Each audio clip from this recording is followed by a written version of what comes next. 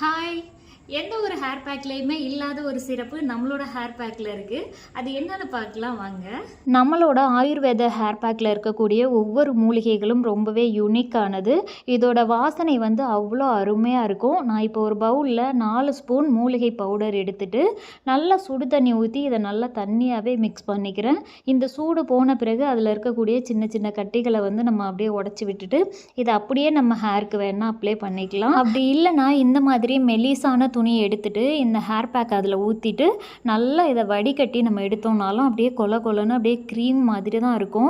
ரொம்ப சூப்பராக இருக்கும். நம்ம ஹேரில் அப்ளை பண்ணுறதுக்கும் சரி, நம்ம தலையில் ரொம்ப அழுக்கு ரொம்ப எண்ணெய் இல்லை அப்படின்னா இதை வச்சு அப்படியே தேய்ச்சி குளிச்சுட்டு வந்துடலாம். ஷாம்பு கூட தேவையில்லை. இந்த பவுலில் இருக்க எல்லாத்தையுமே நான் தலைக்கு மட்டுமே அப்ளை பண்ணி முடிச்சிட்டேன். நல்லா வளவலன்னு இருக்கிறதுனால தலையிலே ஃபுல்லாக தேய்ச்சிட்டேன்.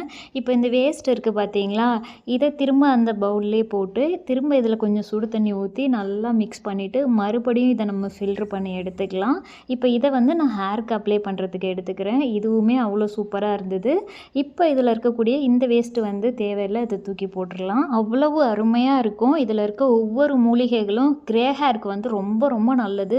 கிரே ஹேர் உங்களுக்கு வராமல் நல்லாவே கண்ட்ரோல் பண்ணக்கூடியது. இதை கண்டினியூவாக யூஸ் பண்ணும்போது வெள்ளை முடிகள் கருப்பாக மாற நிறைய வாய்ப்புகள் இருக்குது. நியூ ஹேரையும் நல்லாவே க்ரோத் பண்ணக்கூடியது. ஹேர் பேக் போட்ட பிறகு மீதம் இருந்தது அப்படின்னா அதையே நீங்கள் சியக்கா மாதிரி தேய்ச்சி குளிக்கிறதுக்கு யூஸ் பண்ணிக்கலாம். இப்படி ஒரு சூப்பரான ஹேர் பேக் உங்களுக்கு வேணும்னா மறக்காமல் இந்த நம்பருக்கு வாட்ஸ்அப் பண்ணி புக் பண்ணிக்கோங்க.